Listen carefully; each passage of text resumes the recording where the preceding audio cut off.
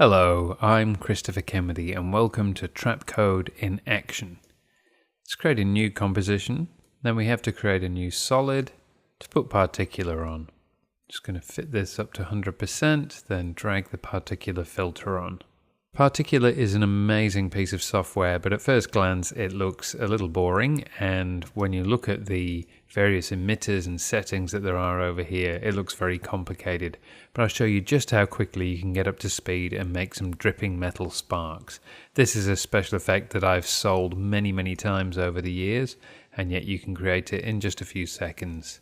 You'll notice that the particles are coming from the center here where the emitter is. If I just grab hold of that, I can move it around. You can see there, just move that up to the top. And if we unfurl the emitter over here, you'll notice under position X and Y that as I move it, those numbers change. That's just so that later on you know that you can keyframe this if you want this emitter to move. So I'll leave that there for now. I'll close the emitter, and this is a good practice to get into. There are so many different sections in here that if you leave one open and then open another, it can be very difficult to find what you're after. So it's good to work on one thing at a time. I'm going to go straight down to physics, and our physics model I will leave set to air, and I'm going to turn gravity up, maybe go to 400. Still doesn't look like metal sparks, but we'll get there fairly soon. I'll close physics and then I'll go into particle itself. I'm going to change particle type from sphere to cloudlet. I could try a streaklet as well, and you might want to do that when you're doing this yourself, but I think cloudlet will show better up in this course. And under size, I'm going to change this to 3. And I think these look a little more like sparks than the spheres. Now down here we have a color box, so I'll click that white box and then I'll set a new color in here. I'll go for something a little yellower, maybe a reddy yellow like that. So these look quite good, but they still don't appear to be glowing, and one way to get that to work is to go to transfer mode here on the left and change that to add. Now when they pass over each other they have more of a glow. Close particle, now I'll go back to emitter and I'll turn the particles per second right up. Let's go for 500 or so. That gives you a much better idea. I don't really like the way those are spreading out, and that's because of the velocity, which here is set to 100. If I just drag that down a little, we'll have a narrower beam. I prefer that as a starting point, but what makes this exciting is the animation of the velocity. So around the 1 second mark, I'm going to keyframe the velocity at 100, and I'll play just a few frames forward to maybe halfway through. I'll turn the velocity right up to about 400. You can see there the particles are moving as I do that. I'm just going to leave that around 400, play forward a few more frames, and then drop that down back to around 100. And you can see the keyframes have appeared down here on the bottom right, showing that. Now when we play through, you'll see a burst of particles that then fades back down. So the particles drop, then there's a burst and another wave. And this gives that feeling of something that's sparking. So you could composite this onto an electrical pole or some other mechanical device. And I think that's why this has been such a popular effect of mine, that it creates this feeling of reacting and sparking as time goes on. And I like to repeat this as we go on. And to get a really good effect, you should combine this with changing the number of particles per second. So around here, I'll keyframe the particles per second to 510. Just move forward a little, and I'm going to drop them right down as though this is fading out. Then move forward a little, and around here, once more, I want to keyframe the velocity. So I'll look down here, go under emitter, find the velocity, and over on the far left, click that little diamond to keyframe it again. Move forward a few frames, and at this point, I'm going to push the velocity right up again.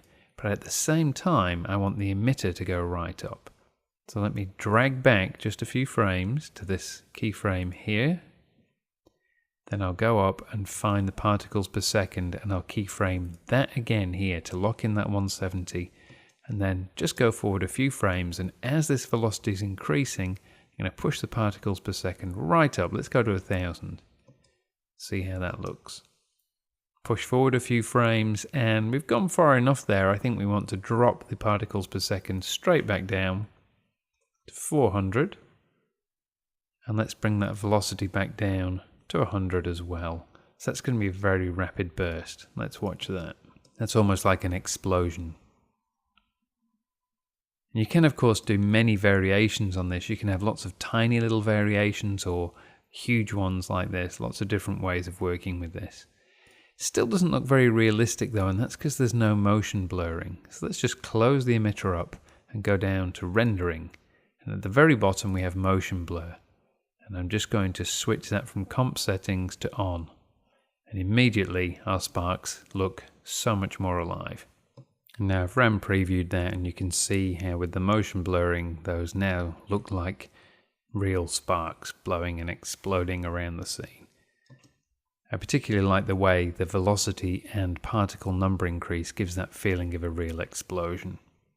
Now this works just as well with a very small number of particles. I'm just going to get rid of all these keyframes for the particles per second, turn this down, and let's go down to 50, and we'll just RAM preview that.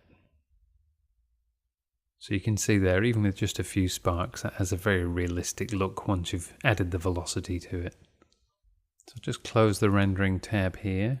A different way to control the velocity is to create it through motion. So I'm going to select all the velocity keyframes down here, delete them, leave the velocity set to 90, and turn velocity from motion to 100%.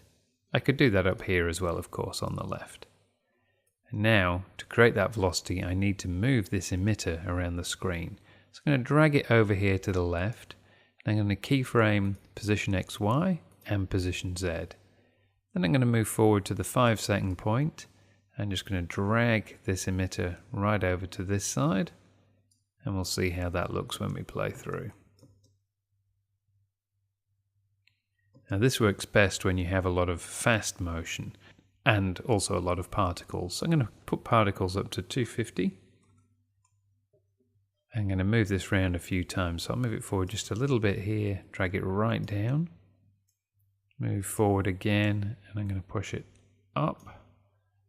Move forward again, drag it right back down, and now we'll play through. And now you can see how those particles respond to the way the emitter is moving around. This can be really great if you want to track that emitter to an object in a scene.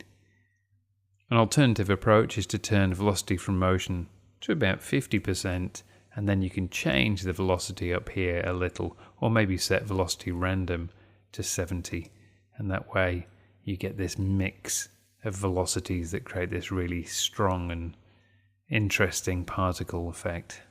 So I hope you can see that with very little time and just by changing a few settings, you can create realistic sparks that react to the environment and to the motion of the scene. Trapcode particular is used in many Hollywood shows and films, and you'll see these sort of sparks in many TV shows. So in just a few minutes, you'll be able to start experimenting and creating your own particle spark effects.